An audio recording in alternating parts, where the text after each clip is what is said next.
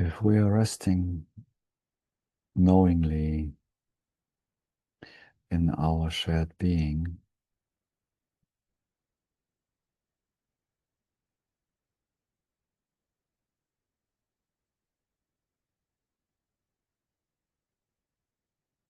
the welcoming, loving nature of consciousness being our experience, the peace and happiness within, so to speak, allows us to welcome the world and other people as it is, as they are.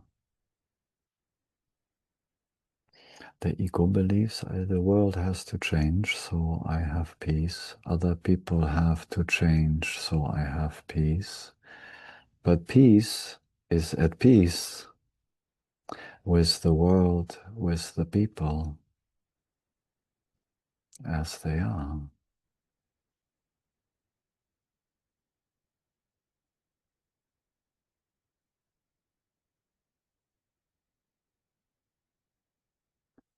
There is this famous quote from Ramana Maharshi, I think, the world is as you are.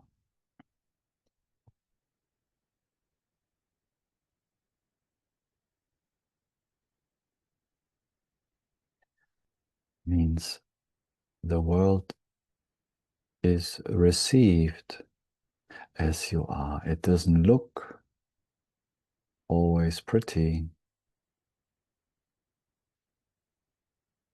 There is a deep peace within the chaos, within the roller coaster of the movie.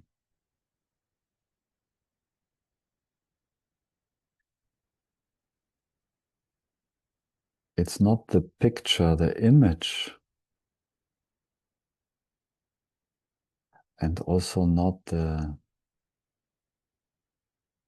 intensity or the loudness or quietness or ugliness or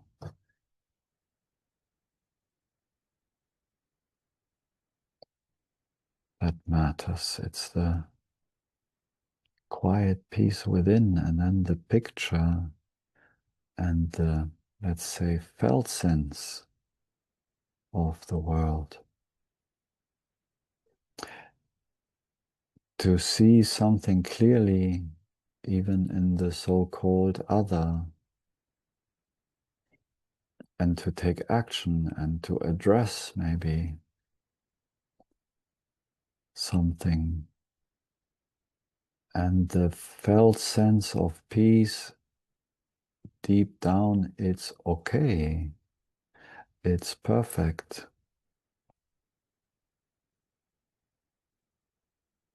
It's unfolding as it should. Even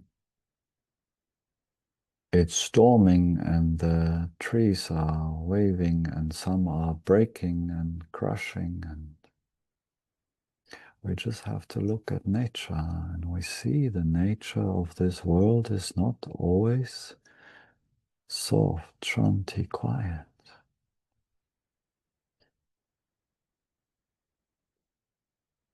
How we can be with it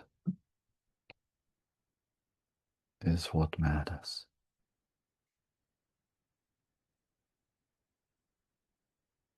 And being our shared being, that's the magic, can be with it as it is. Can welcome it as it is.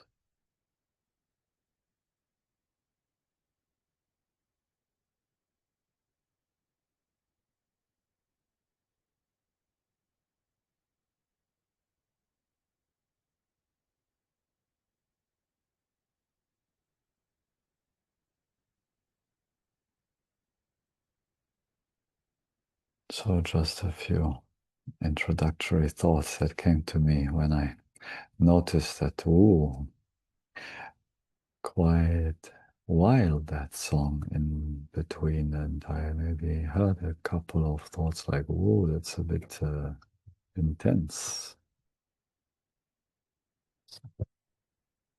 But in India, they're smart. They know this intensity, and even in music, even in a symphony. So the beauty is in this.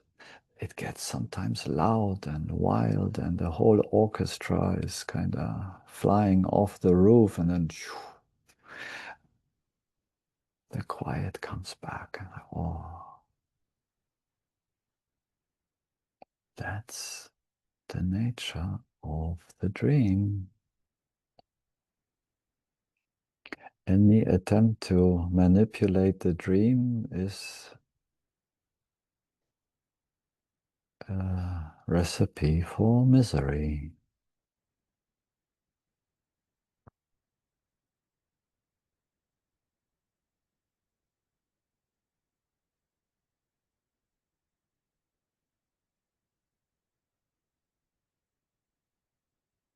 Let's be clear about that.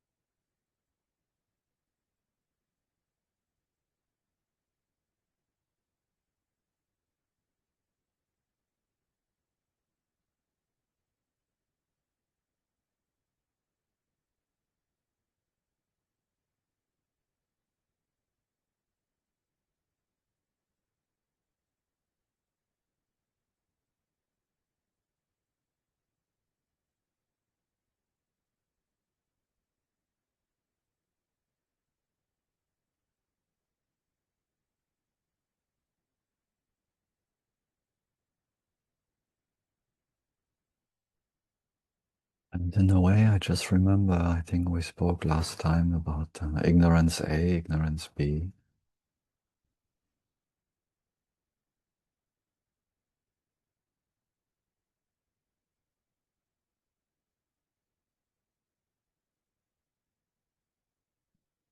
I mean, the truth is we're always running on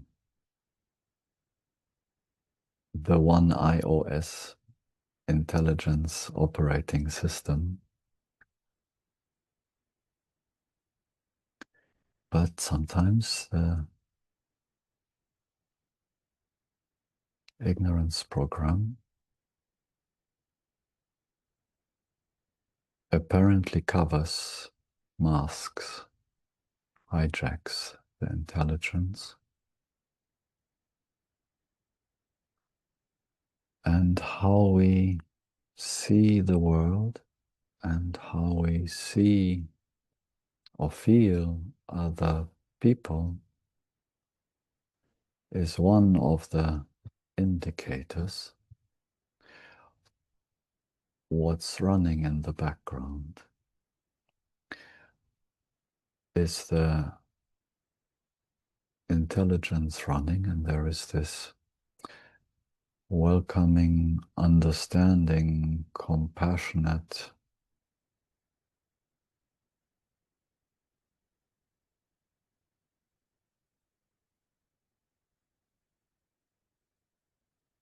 reception of the world, or is there resistance? Clear seeing is not resistance. Clear seeing that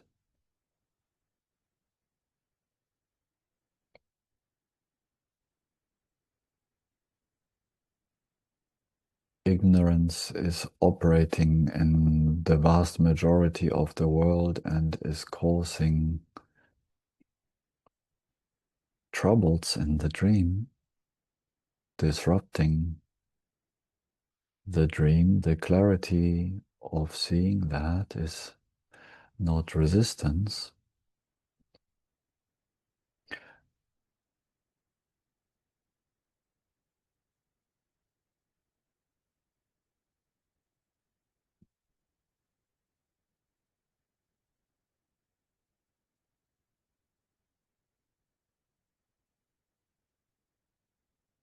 But we all know moments where there is a true like, ah, I'm so tired of this nonsense.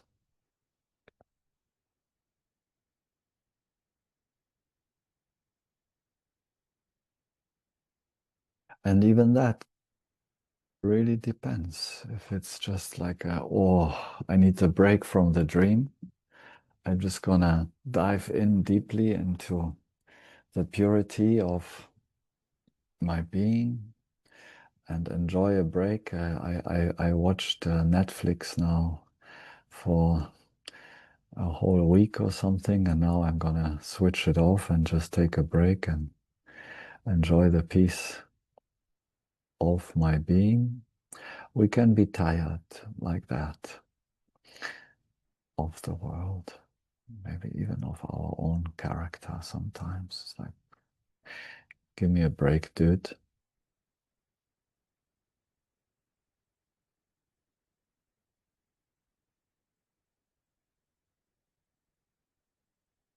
But there are other moments where we are maybe catching ourselves in real resistance to the world. It should be different.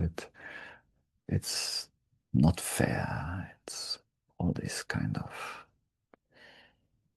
why, maybe also.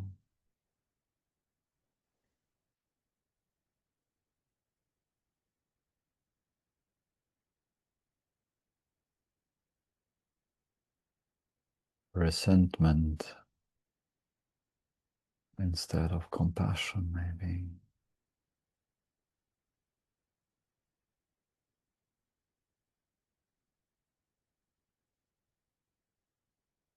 A compulsory need to change the movie, change myself.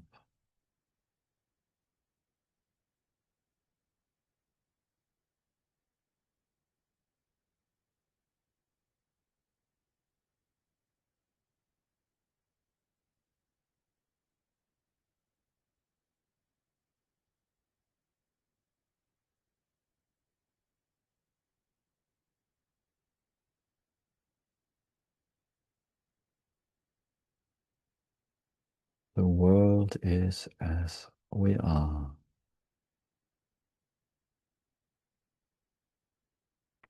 Our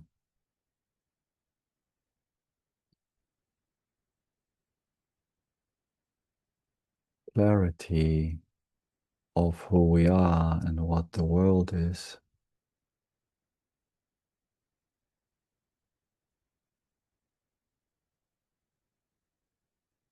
determines in a way how we see the world,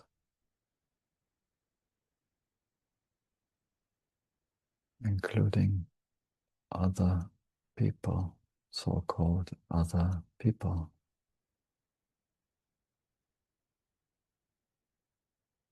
And sometimes it might be a bit of a challenge because the whole world is kind of in resistance with the world, apparently.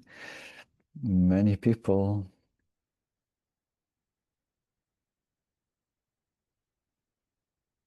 are constantly complaining.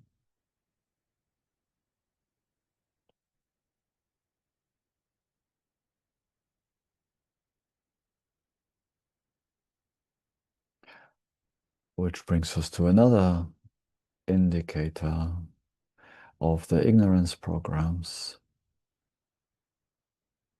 complaining.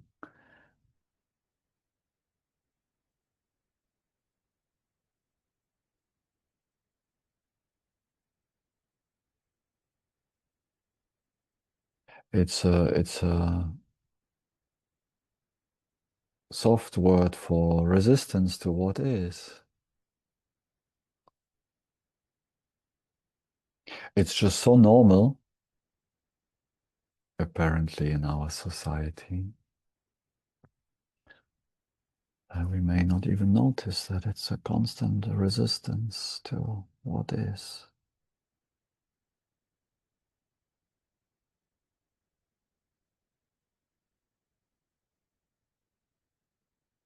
And of course, we can see how it's feeding the idea of a separate self, complaining about others and complaining about the world.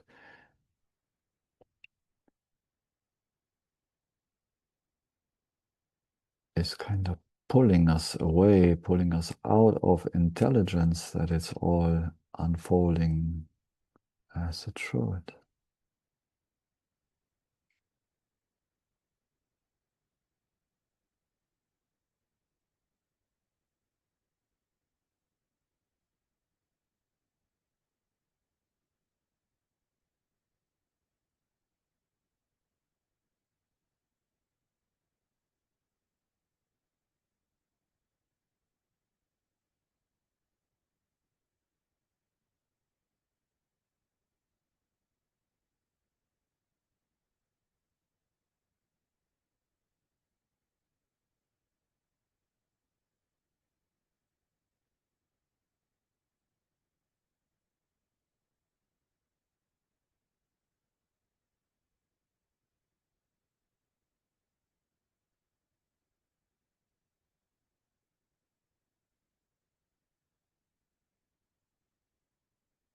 It's important for us to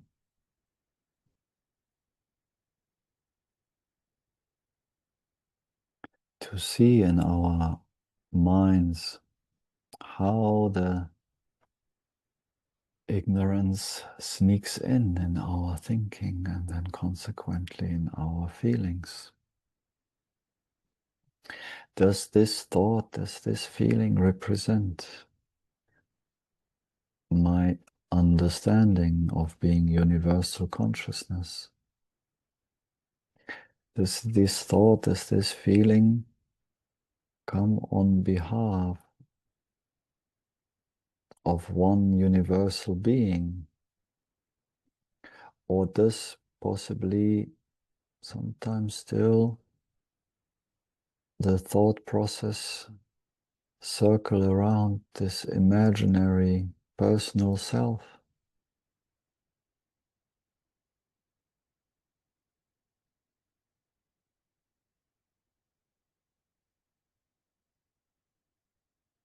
Referring every experience, analyzing every experience, trying to make sense and meaning, concluding everything that is happening in reference to this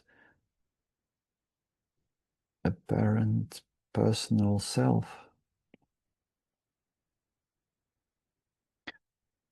Does my mind think in reference to this imaginary center, or is it a universal global feeling, universal global thinking? These are just all little pointers to see, because as we've seen, hopefully as we've seen last time,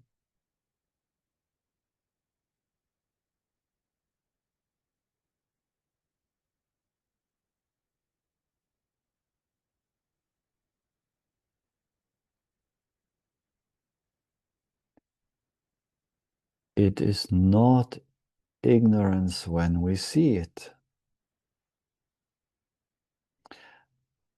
As we started, the ego has this idea that everything should be in a certain way, including myself, my apparent self. So it's constantly in resistance with the world and with myself, in resistance with my feeling, with my thinking. I should know better. I should be more spiritual. I should be more peaceful. I should be more compassionate.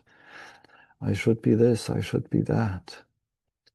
This is ignorance.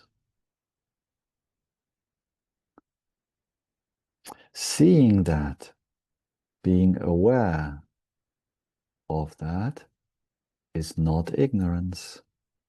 It's intelligence seeing the old patterns of ignorance playing out in me, and in that moment there is intelligence because I'm seeing it. And that's in a way the path to embody these teachings, to bring them into our lives. To see it play out from the perspective of the global view, from that intelligence, and from there being in this welcoming, loving attitude with myself and the world. Bring it all home, so to speak.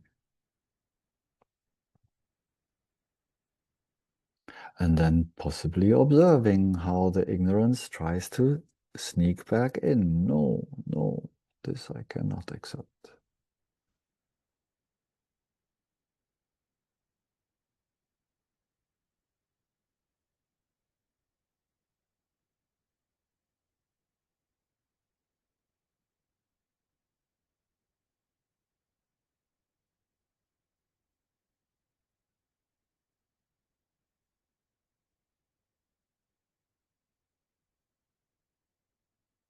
It's true that there is a difference to which degree the old patterns have hold on me, how much binding power is in them, how much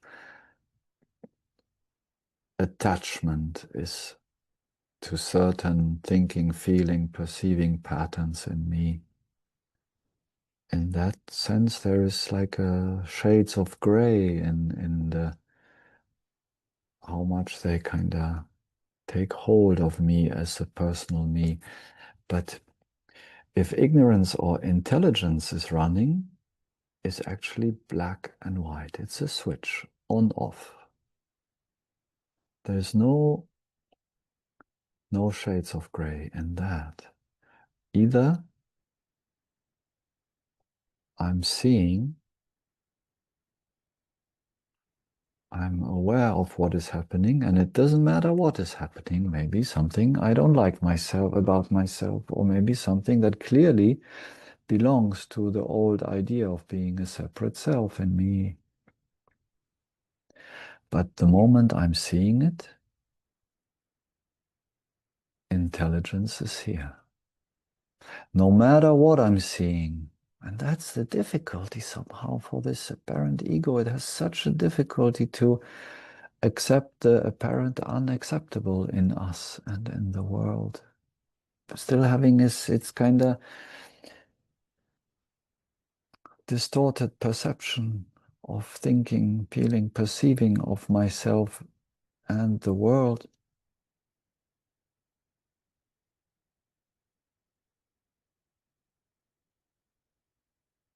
And then resisting and fighting with myself and with the world.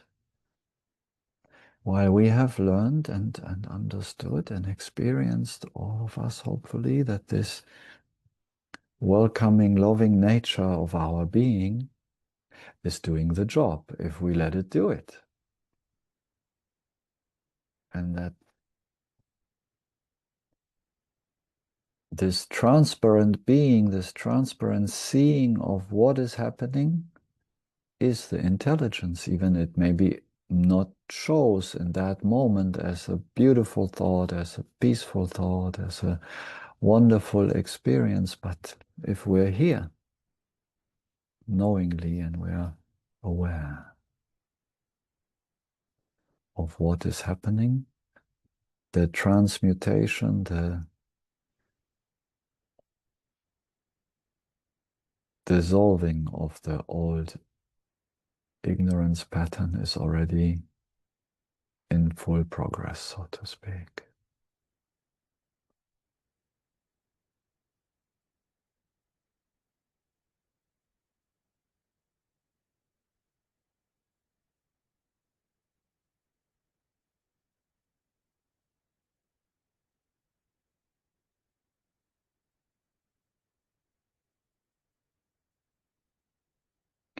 We can trust the intelligence of consciousness.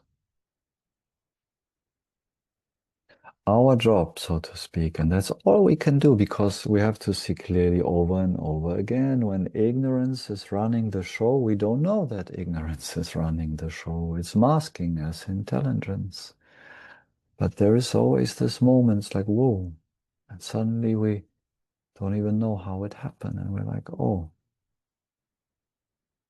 I got convinced again to be a personal self. I've been resisting again the world and myself. And there I see it. And then maybe the guilt programs and whatever come up and we see that and say, oh, okay.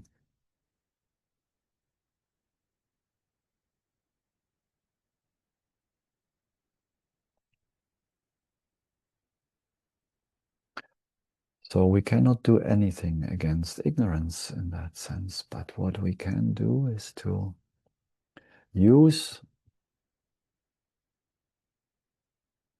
our freedom to return to intelligence. It's our own game, as I always say. We move away from it, we lose ourselves in the fascination of the world, of the objects of the world, including the objects in our own minds and bodies.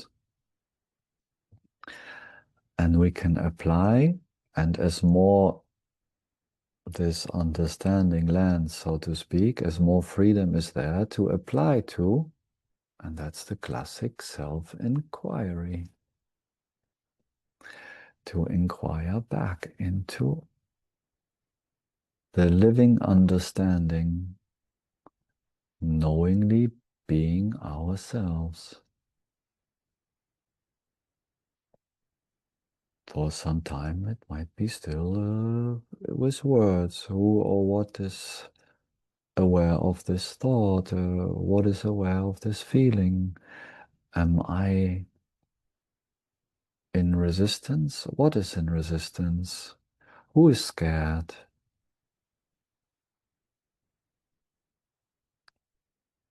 Me. Ah, okay. Is this me a feeling? Is this a thought? Oh no, deeper. Who am I? Until it just becomes a gesture, the pathway is established, so to speak. We clearly know the way back to ourselves. And we just come back over and over.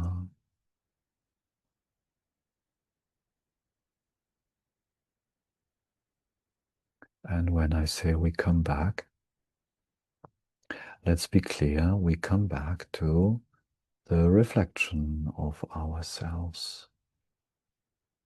This is important to understand.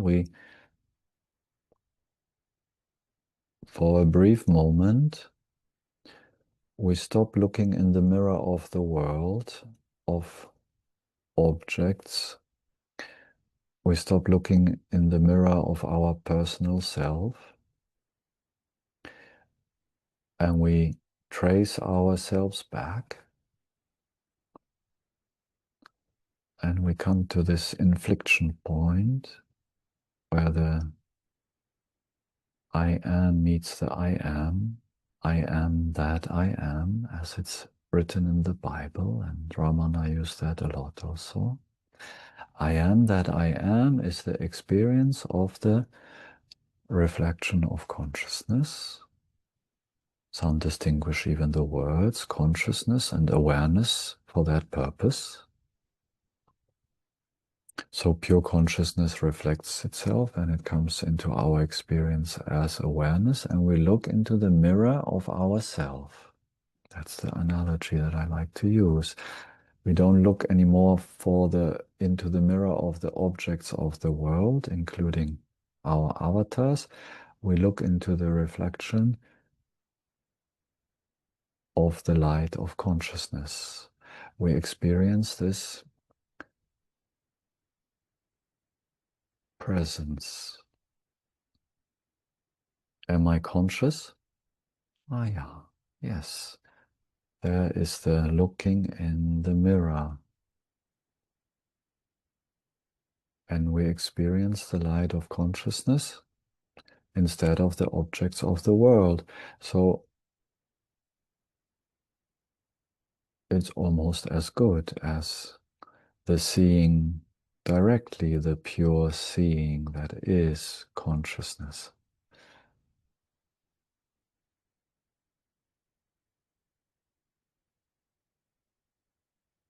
But nevertheless, it is still an numinous experience. It is still seen, it is still perceived, it is still experienced as this awareness, as this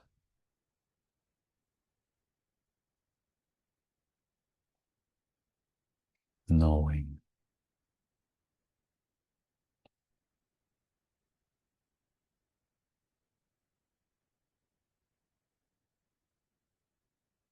Or better, as this known.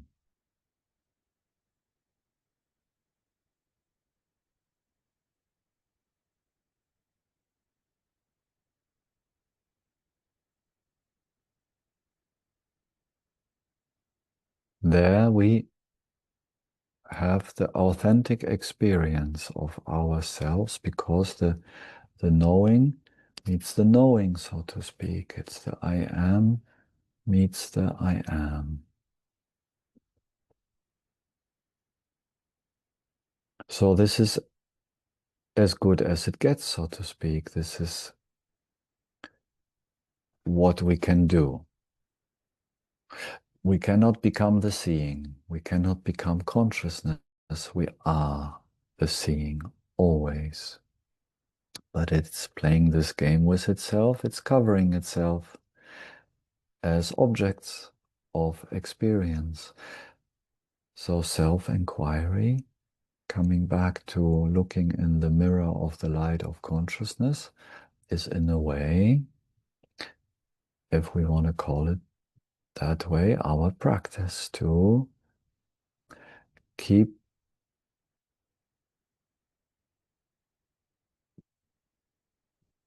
to establishing ourselves in knowingly knowing to be that light of consciousness.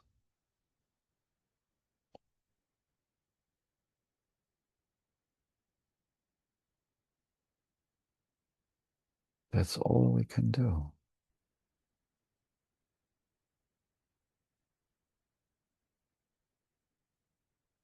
And with looking in that mirror of consciousness, the experience of being aware or of being aware of being awareness takes care of the identification with the phenomenal objects in our experience, and the re-identification with the light of consciousness is happening naturally, so to speak, and with satsang, non-dual satsang, we cross that last bridge, so to speak, that is uncrossable because we are already on the other side, where we keep meeting, and then we understand that we are even the seeing, the awareness of that numinous reflection.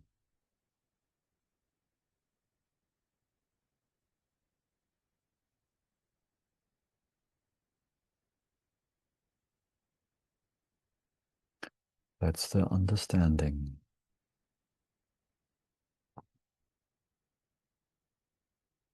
But we can If the body and the mind are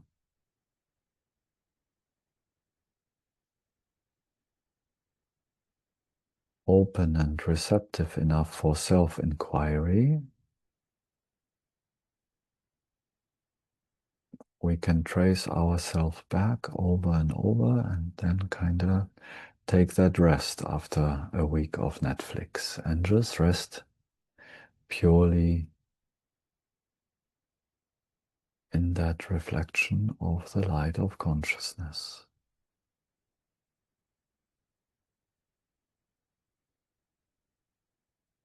which is a very beautiful and soothing experience. And from that, knowingly being aware of being awareness,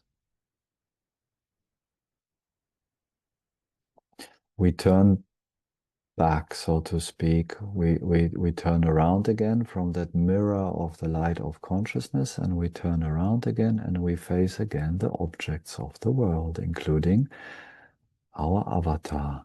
And then we see the world differently. We see ourselves differently from the perspective of being, of consciousness. The world is a friendly place. Our avatar is maybe annoying, but we love it. Other avatars are even more annoying, maybe, but still, we love them.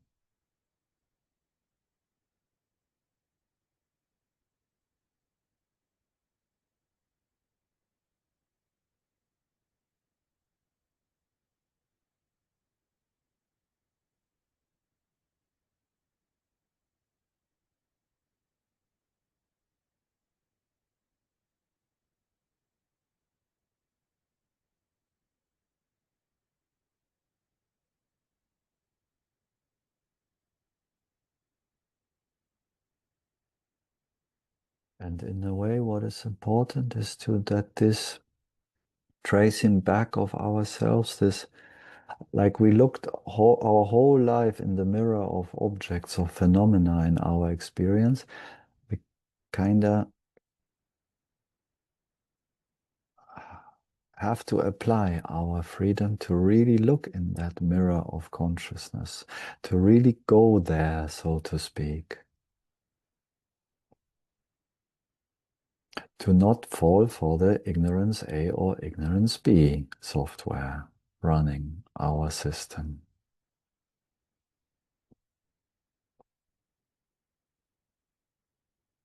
The mind has this tendency. I did that. I felt that. I know. I understand. It's the most intelligent hijacker of the universe. These are the most sophisticated programs in the entire galaxy. Ignorance A and ignorance B, even more intelligent, almost, even more sophisticated. And they're constantly upgrading like AI. There's like they're doubling their capacity every week now. They always have a new way to sneak in and to trick us.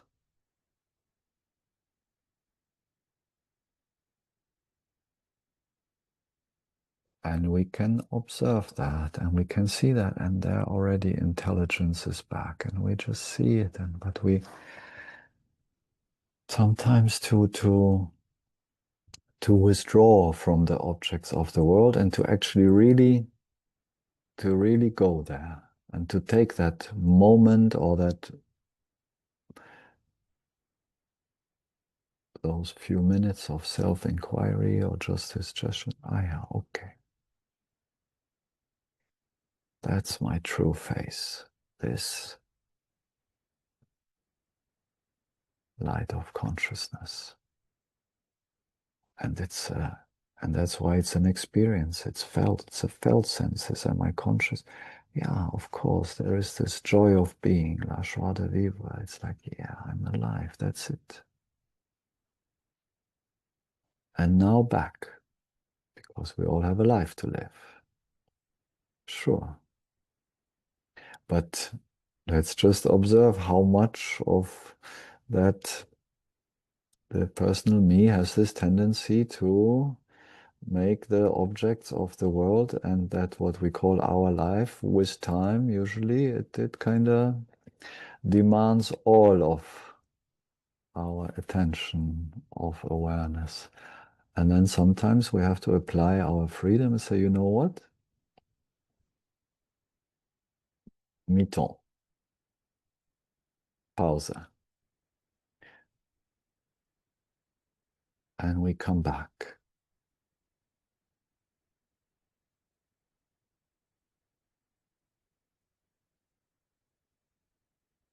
until it's really a natural, our natural living experience.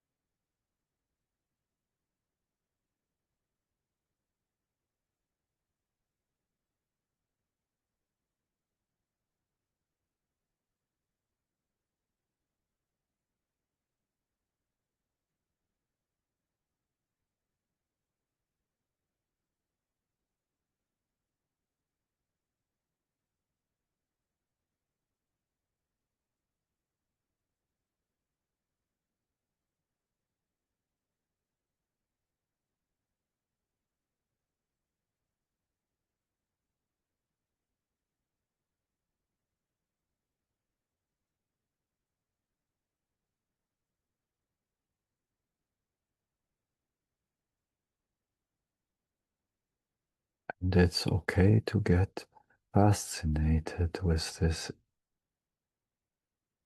true face of ourselves.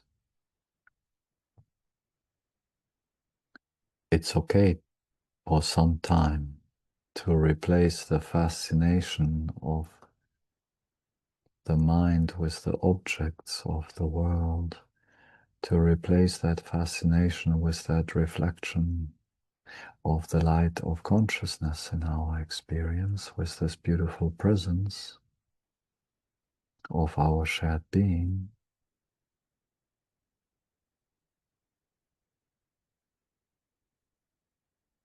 It's built in to be fascinated and live in love with it. And then the deeper understanding how we address it here comes in, that then eventually we still love it, but we don't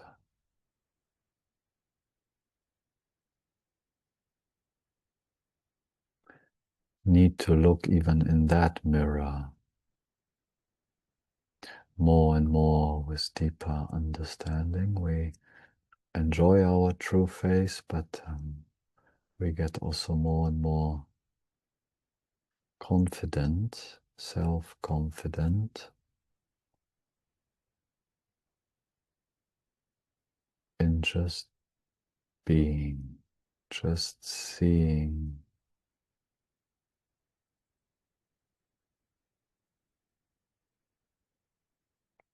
We just get confident knowing that we have the eyes of awareness that are constantly seeing, and we don't need to check in the mirror all the time if they're still here. We just look around and we enjoy the view.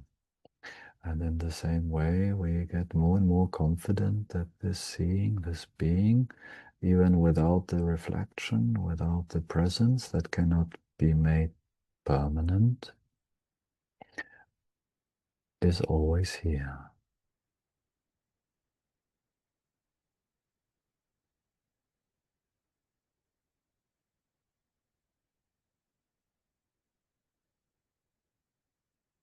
But without taking that stepping stone of self-inquiry, of making that experience, of that numinous experience of this presence, we kind of almost, in most cases at least, we kind of need this sweetness, that shanti, that volume up to different degrees. If it would be not so beautiful, we would just keep chasing the objects of the world. So we use that as a stepping stone. We just love the love. We love this volume up presence, this shanti. We rest in it. We find kind of refuge and rest in it, and clarity, healing.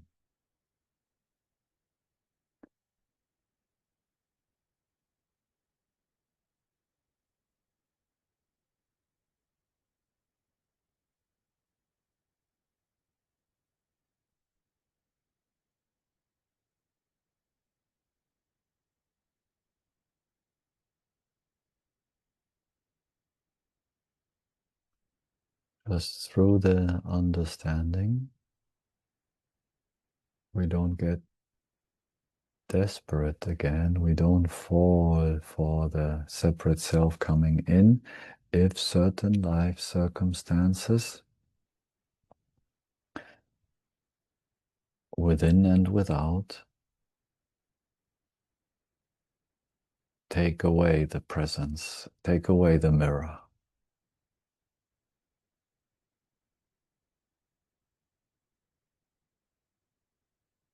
of the light of consciousness. And we're still, that's the understanding, the jnana, we're still rooted in knowing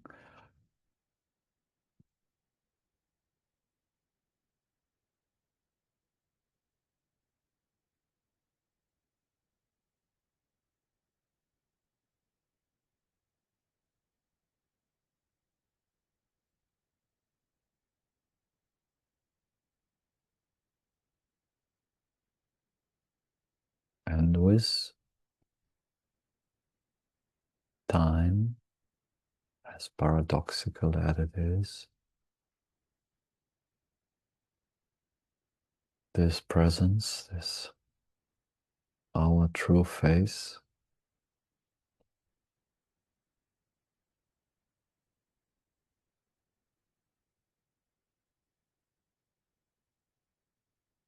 the volume decreases, the need to look in that mirror loses its power, and our muted, transparent being reveals this. In the Gita, it's described in the Bhagavad Gita as this constant burning flame in a cave or something like that, never disturbed by the winds of the world, always steady, a small, tiny flame. I think in Christianity there's also something like that. In the heart, this steady flame. This is this steady flame of awareness. It's this muted knowing of ourselves that I speak about, and this doesn't need any volume up. It's very happy as this tiny little constant flame.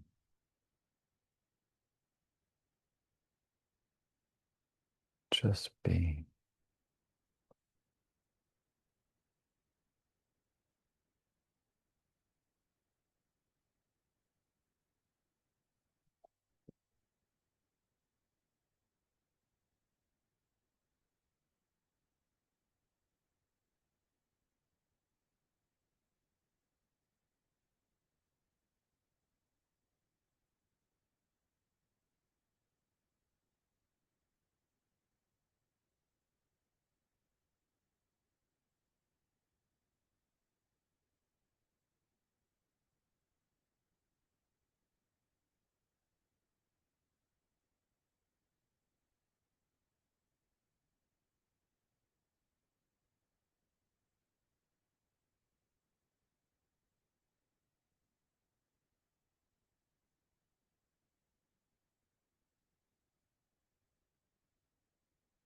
So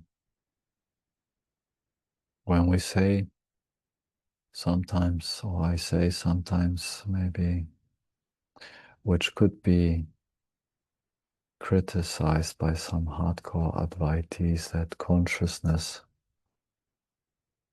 is conscious of itself.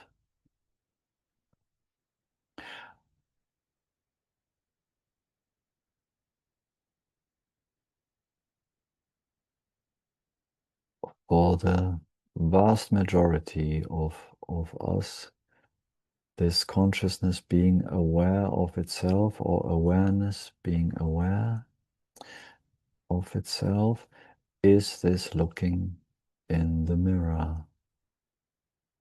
of the light of consciousness, the reflection, the projection. It's how awareness can become aware again, sees through its own game of fascination with objects, and sees like, oh wow, no, I am the light.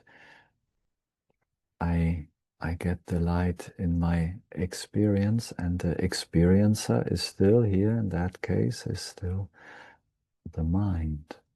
The mind is what is reflecting. The mind is the mirror. It reflects that light, and that's the way how we can experience God, experience our self-consciousness experiencing itself. In a way,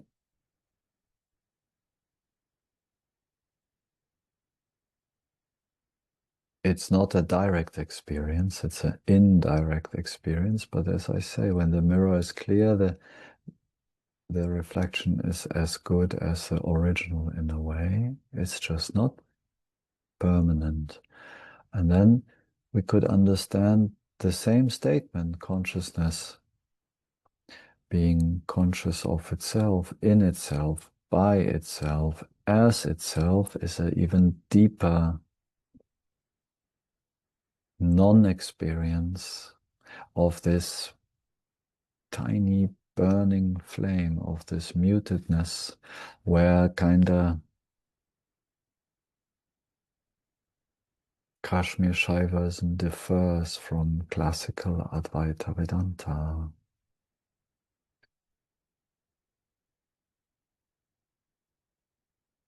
Then consciousness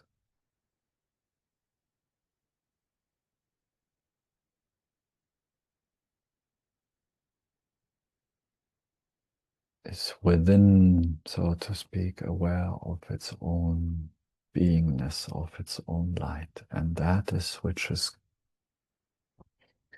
absolutely independent then of the body and the mind is not needed for that anymore.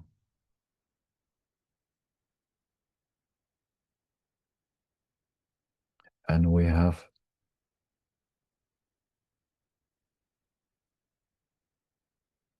in our understanding, in our experience, so to speak, even it's not an experience per se, as we usually use the word, we have found freedom.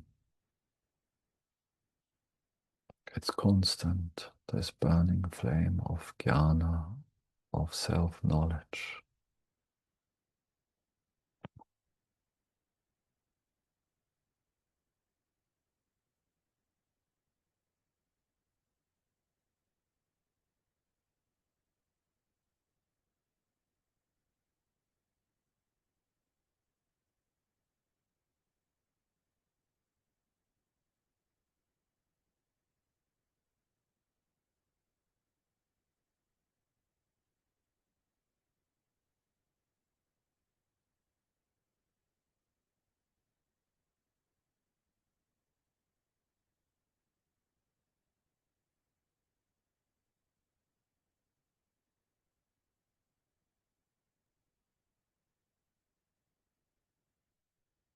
not to, it's not my intention to criticize or dismiss any tradition, because the jnana, the experience, the non-experience, the love, in the end, it all doesn't matter. I met at least one tremendously beautiful man from the Advaita tradition, as I shared before. So it's not intellectual. It's known. It expresses itself as love and beauty, and joy and compassion. So if it's Kashmir Shaivism or Advaita or Christian mysticism or Judaism, or it all doesn't matter. There's non-experience, there's freedom in the world, but not of the world, as Jesus said, being one with God.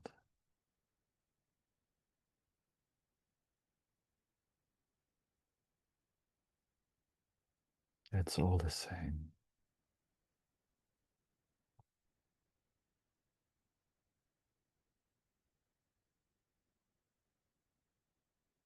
What we can check for ourselves is if there is something that is still coming and going in our experience. Is the shanti, the peace, the happiness, is this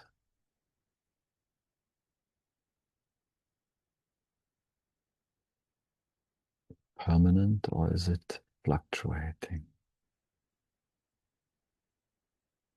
That's the self-knowledge. And if it's fluctuating, no problem, right? And it still relates to the body-mind experience to some degree.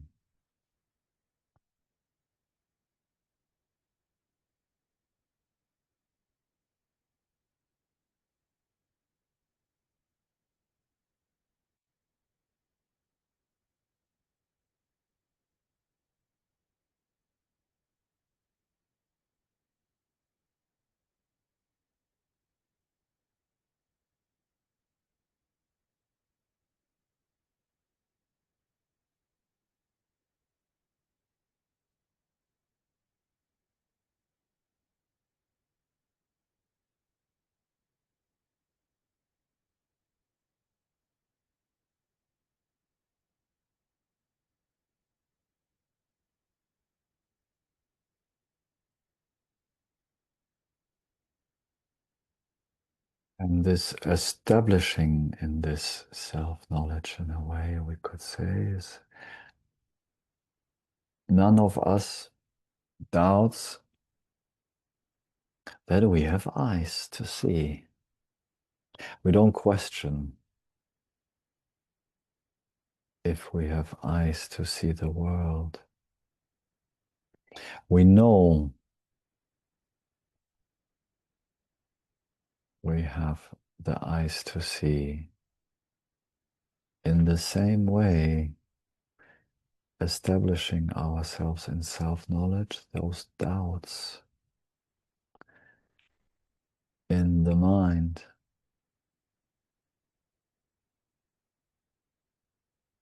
they leave us in this understanding. Even we don't get the confirmation, like we don't need to look in the mirror to see our eyes. We eventually don't need the confirmation of the reflection or anything to know what we are, that we are.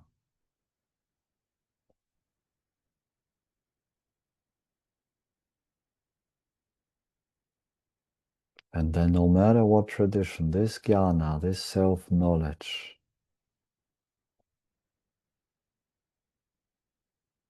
comes also with this if we want to call it even peace and happiness. Some traditions prefer to rather express it in negative terms because every positive term implies already an phenomenal experience that can be named.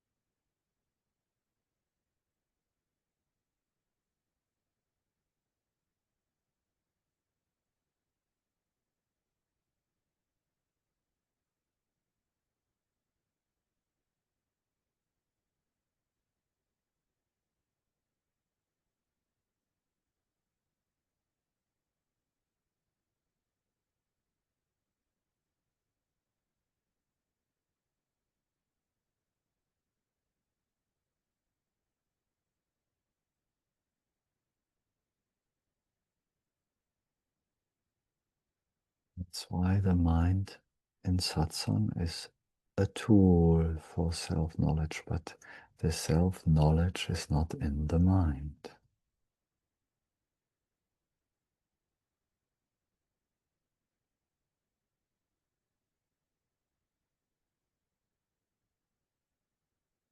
And resting, being together in our shared being and this self-knowledge, this mutual recognition of ourselves in satsang is where we're deepening, where we're growing roots in our shared being, where we establish ourselves in this understanding.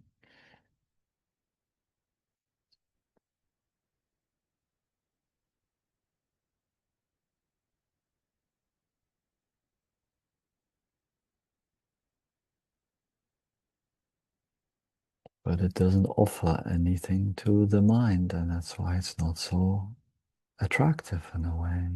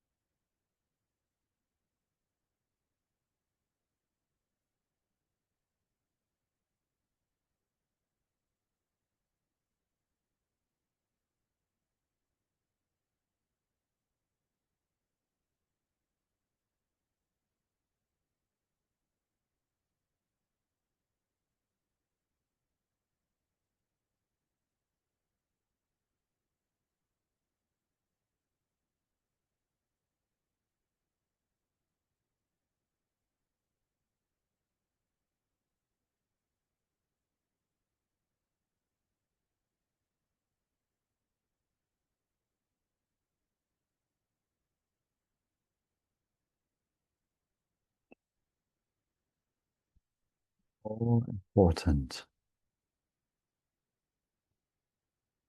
and knowing ourselves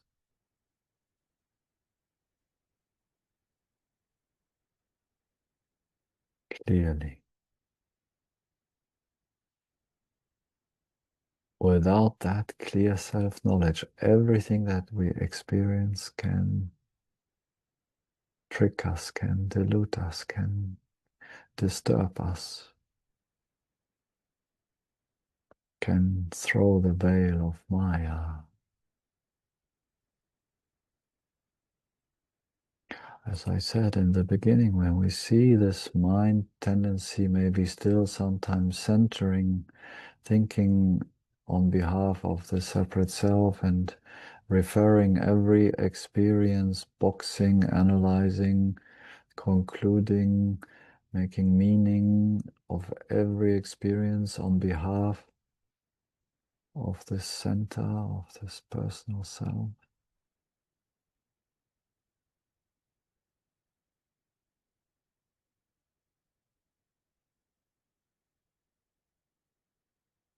creating this separation.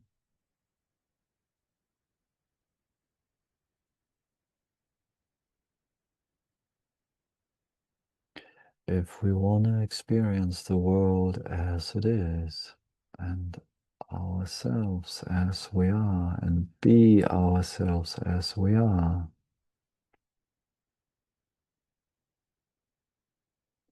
which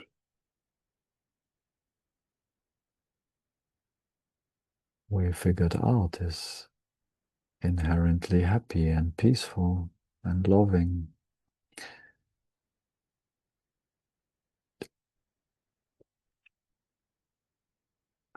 My 2 cents, and you possibly agree, that's why we're coming together. It's the most, by far, the most important thing, so to speak. And this game of convincing us that something else in the objects is more important than that, that's the game. Constantly telling us, but yeah, this is good, I got it, but now really,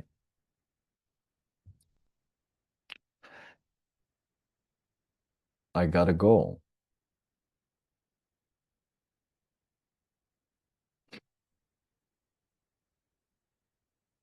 That's really cool, but now back to my plan.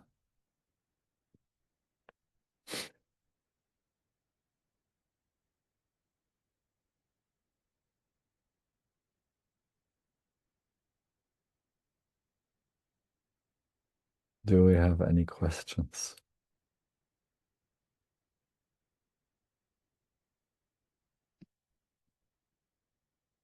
Comments?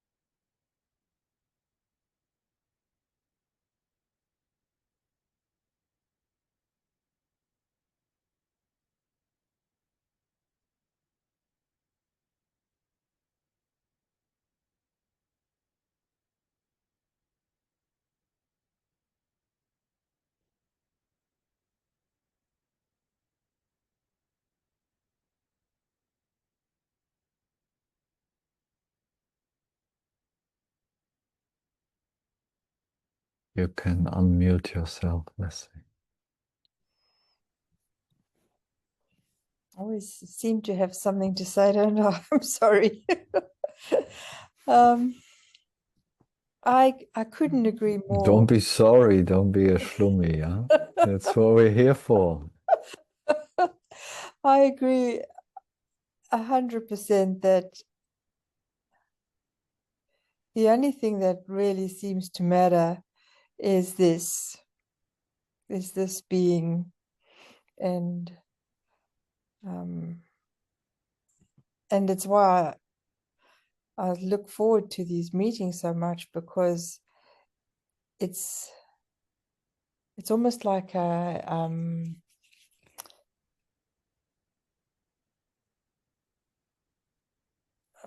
what's the word I'm looking for? Settling into it. It's been giving a center for it, holding. We've been held in being. Whereas out by myself in my day-to-day life, I know what I am, but I'm not being held in it. You know, there's this community that holds and just makes it a little bit more wonderful, for want of a better word. But then we have this body. There is this life to be led with all the weeding and the dishes and I don't know, shopping in all its ordinariness. And it's led quite comfortably to the best of our ability, but it seems like it's not really important at all. The only thing that's important is being.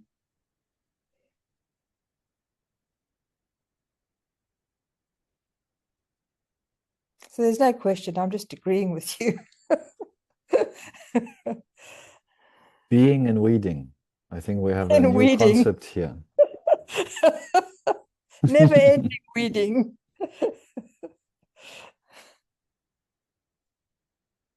Uh, Yeah, in a way, it's part of the maturing of the mind also now to this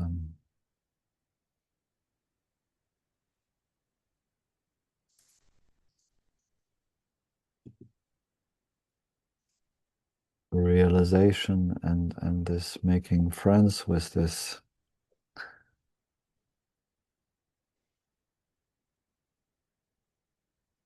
chopping wood and carrying water before enlightenment and after enlightenment, so to speak.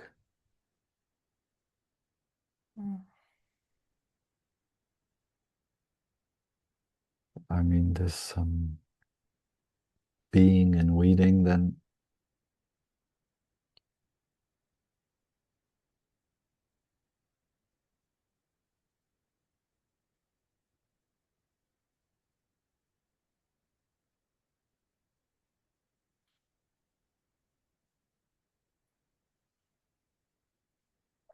even the body-mind experience might be not so pleasant. And weeding, I don't know if weeding is part of that, but going to a big supermarket, for example, might be not the most beautiful and sattvic experience in the body and in the mind, what all those ignorant, tight, painful thoughts and feelings floating around, so to speak, in the space.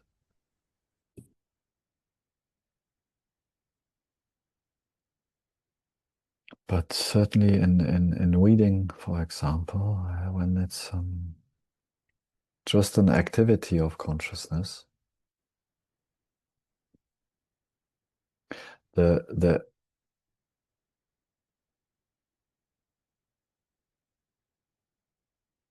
if the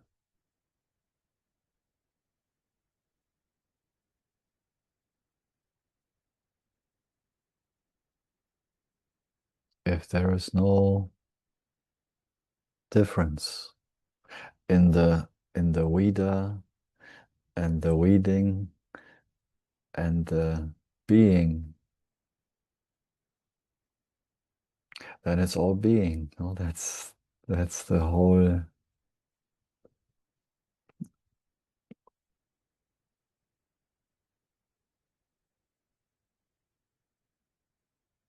This chopping of wood and carrying of water is as enjoyable in a way as resting purely in being. In a way, that's kind of the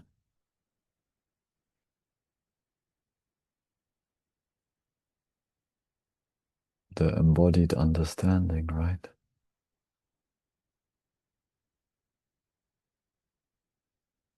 And other experiences like a big supermarket or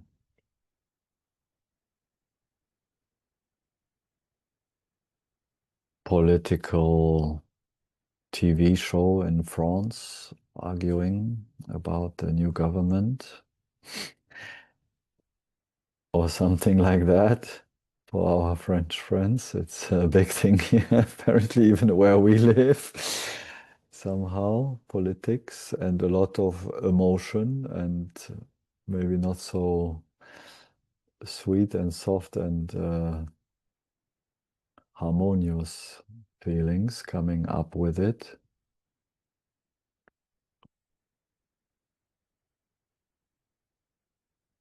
That's in a way what I meant on the beginning. These things will still have their flavor of negativity or ignorance, or this is part of the human experience, but this rootedness in our being that we're rooting in our meetings, as you said beautifully, I agree, then makes the nonsense in a way, it kind of, in my experience, it kind of decreases the volume of the nonsense. It's still there, but the volume of being is higher in a way, metaphorically speaking, even if it doesn't have a volume in that sense.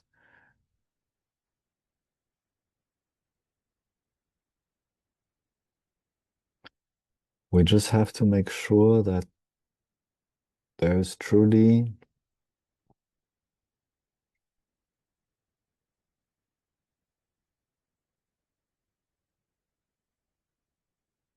when we say we have a body and a mind that has these tasks in a way in life,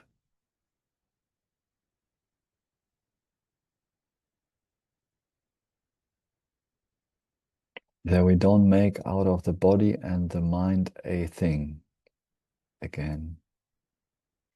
That it can creep in a sense of separation.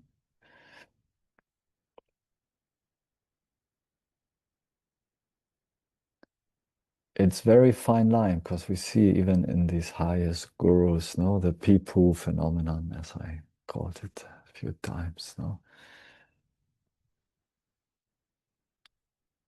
There are, of course, certain limitations that come with having a body, a human body, that belong to the body, and that for most of us will remain a limitation in the body, but it cannot have the power, those limitations that belong to the body and the limitations that belong to the mind, the energy in a Leclerc here in France, yeah, huge supermarket.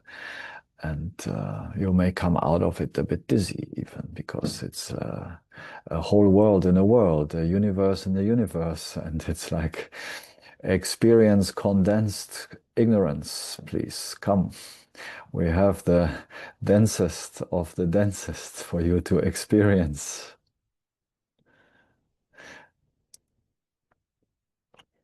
And is this a limitation in the mind? It's like energy. It's like, whoa, this is, whew. But our being, the screen,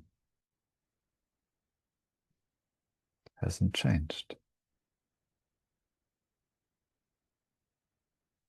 So yes, and this is the oneness of the body and the mind and the consciousness. We experience it fully, even more fully, much more fully, as we discover with this landing, this rooting and being in our bodies and our minds. The sensitivity is increasing and increasing, and everything is so much richer, so much fuller. So the full experience of the beauty comes with the price of the full experience of the nonsense in the huge supermarket. And you'll feel all the stuff that you haven't maybe in the past or that we haven't. But it doesn't have the power to make us unhappy. It may have the power to make the body dizzy. It may have the power to feel almost nauseous or whatever. in the experience of the body, but it doesn't have the power to convince us that this is a problem to me.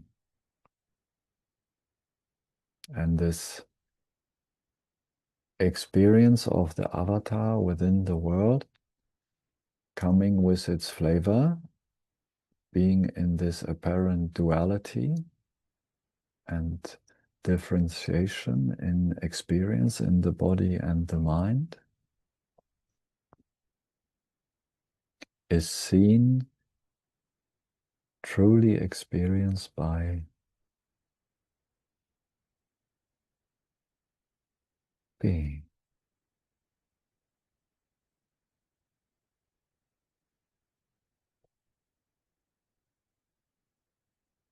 And there we have to be careful. This is the moment, in a way, in this Leclerc. When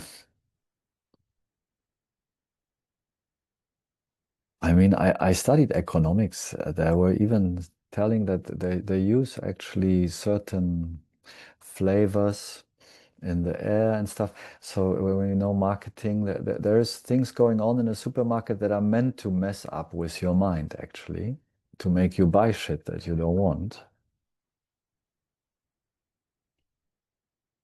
It's actually really something that is happening. So to get a bit like unsettled in the body mind in this experience might be what is happening.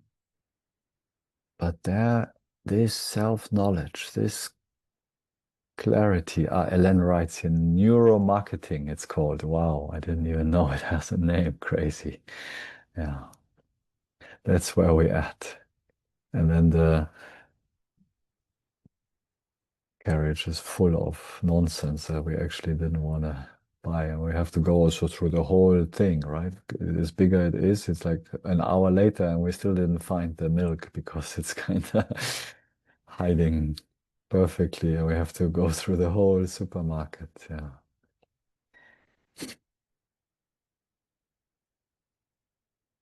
But this is the moment, Leslie, where this meanness can come back into the body-mind experience. That it kind of starts to mishmash again, and I speak from experience. It's deepening and growing in me. For years, there was still this mishmashing, and maybe there still is to some degree. It's hard to say that this freedom in being in the midst of so-called unpleasant experience or activity in a way. Not that we cannot have a preference to rest purely in our being and take a rest. No. That's why we meet and celebrate here every 2 weeks in our meetings, because it's such a joy to meet free of ignorance and nonsense. It's such a relief, no? Every 2 weeks, like, oh, we have a break from all of that. No, I understand. And the highest gurus have somehow at some point expressed the joy of taking a longer pause, so to speak, or whatever it means, to leave the body behind for a while and say, okay, now I'm good with this body-mind experience, and I exchange for floating in nothingness.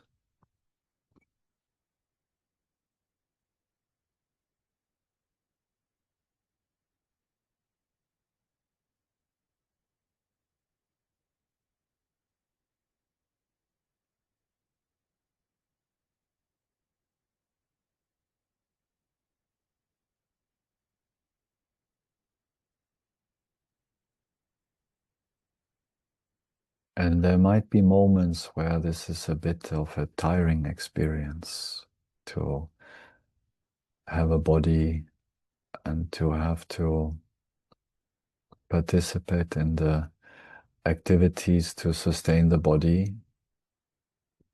And other activities that sustain our life, if they're weeded from the non-essential activities, as we discussed before, but some remain.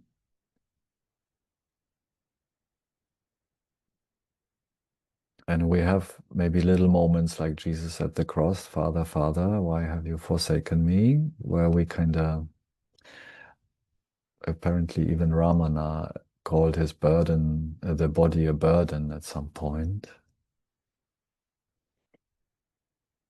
We might have these little moments, but when we kind of come back, that's how it's in my experience at least, and then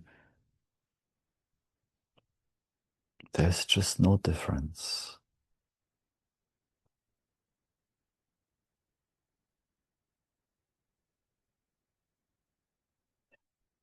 We cannot allow the body and the mind to have the power to make us suffer.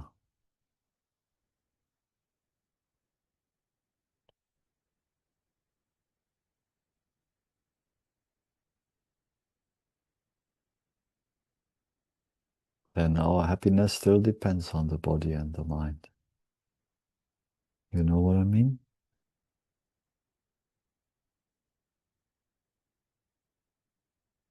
Because this is the fine line, and then this is in a way also how the personal self can sneak back in, you know.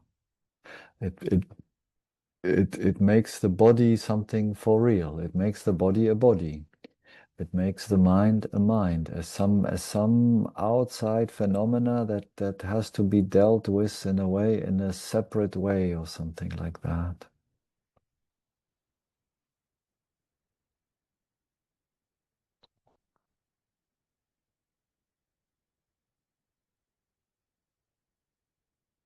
Which in some extreme forms, which is not the case for you, of course. But just to show the extreme, I've seen that here quite a bit now.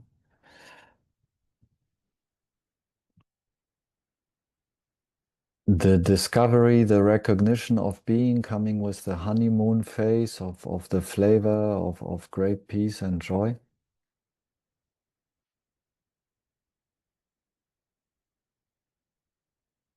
Separating myself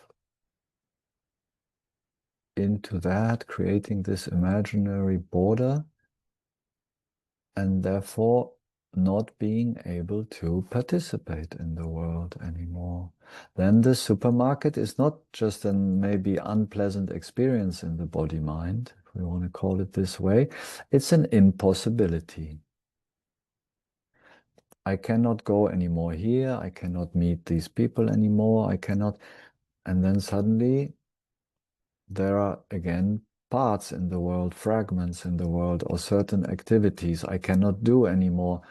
I can have my preferences, but it's all a fine line. No? Though we have to be very careful. Is this really something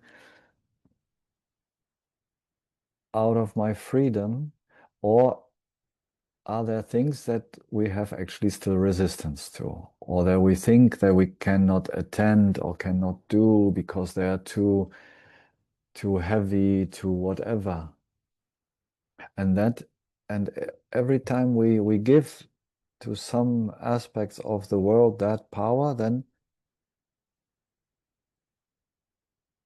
we make the things of the world real, and we make the body and the mind real. That goes together then. No, the object is too disturbing to this object, and then there is this meanness in it because I am too and I cannot.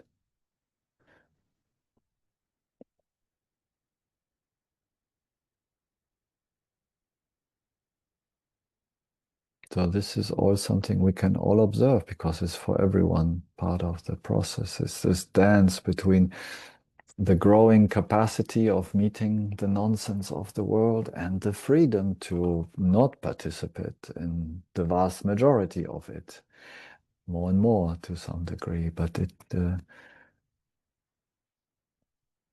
has to be from freedom in a way, and not from avoidance, right? It's like, okay, I don't this is not my thing anymore. But what if I would have to be, and then life usually pushes us also earlier or later in certain situations where there is still resistance, which we don't like, certain aspects, and then can we meet that, no, without resistance? Can we do the shopping if needed in the huge Leclerc and absorb, kind of be in the midst of that and kind of shake it off after, But so to get rid of the energy, to get rid of the, but our being hasn't changed. And then of course, wow, we take a shower maybe, we've been to some weird place, whatever it be. Let's not be so hard on the supermarket here, can be anything. And we have a shower and we'll feel better. This is true. It's like, okay, we wash off the energies. Almost we wash off the thoughts of the ignorance of the world. So the composition of the body, mind, and consciousness, the oneness then is a more pleasant experience. It's beautiful, and it's like, okay, like our satsang, like no nonsense. And we may choose to live like that, mainly, and have only people around us and live in a way that we don't need to have a shower 3 times a day. That's smart. But if some neighbor is in need or something, and we have to go and whatever, go to a hospital where we might, feel super dizzy because the energy in a hospital is really not fun to a open, sensitive human being.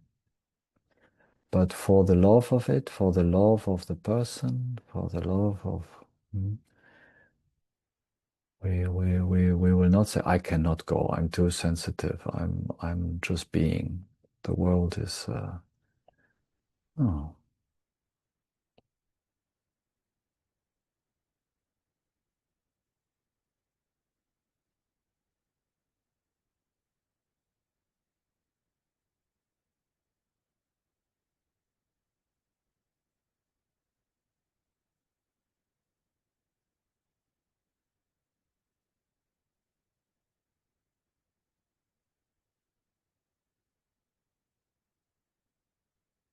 And my sense, my experience, Leslie, is that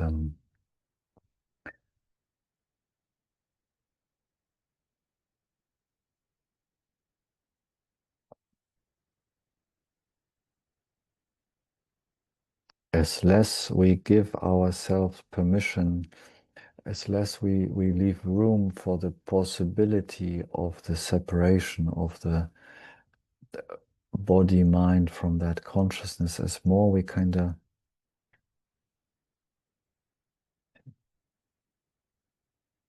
dare to live our limitlessness, our happiness in the midst of anything with intelligence. Yes, of course. These this apparent unpleasantness or resistance to many things kind of dissolves also in this openness that truly no energy, no nothing, no activity can have the power to shake the happiness and the peace of our being. And in that sense, somehow the whole world and every activity becomes the expression of being. But that's a process for sure. We are in it. We are on it, so to speak. No? But I had these discussions sometimes, and then we'll come to the end. In Tiru, also last time I remember, then you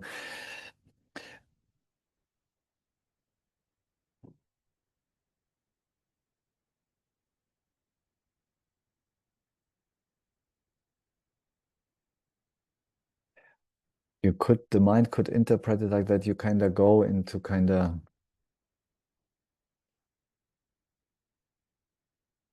some extreme form, that there is a border again into the screen.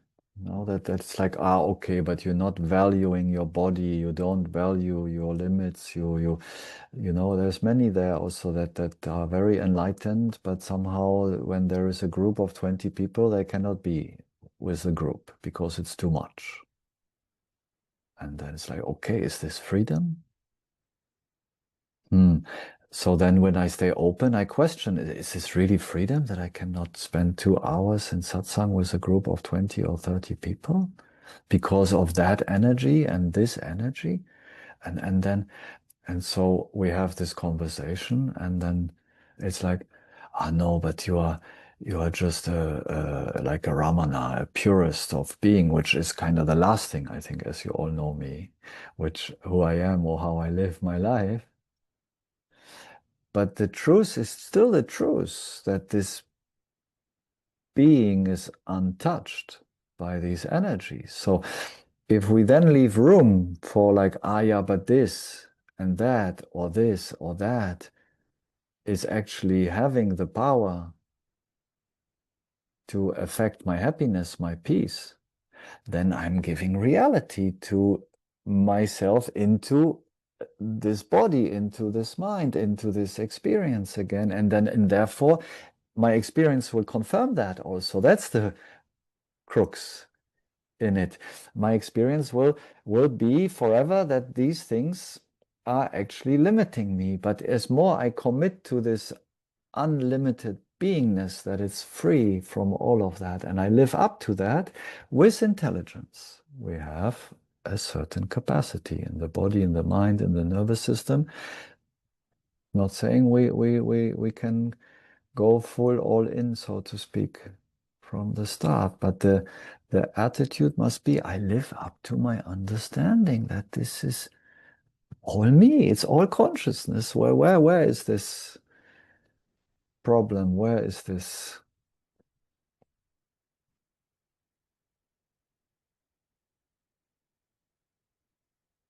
And in that sense, in my experience, the less and less objects of the world have the power to actually disturb, affect the peace of being. Because every object that apparently has that power, that has an effect on the body mind, is kind of welcomed home in being, is welcomed home in this understanding. And in there it seems like, yeah, I see you. You are disturbing to this body, you are disturbing to this mind still,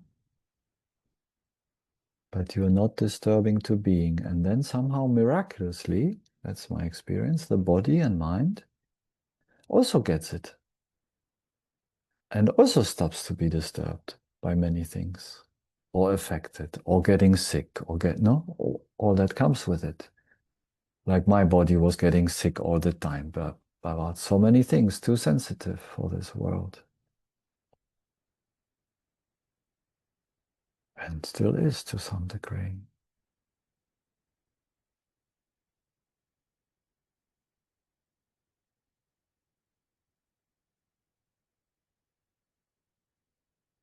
This commitment to being, that's in a way my practice. Like this commitment to our meeting today. I have a headache, this place here, it's growing on me since the retreat somehow. It's like it's affecting my body mind somehow to some degree, and sometimes the body mind's like, okay, I want to get out of here. Let's go for another week before we fly out. Let's go somewhere else. And it might be the intelligent approach, but then we look into it's like, okay, what is more intelligent? Okay, well, so now I'm gonna walk around for another week miserably and crying in the pillow because my body is kind of having a headache here. I see what is if there is something I can do that is maybe enhancing the headaches, but if it's just a general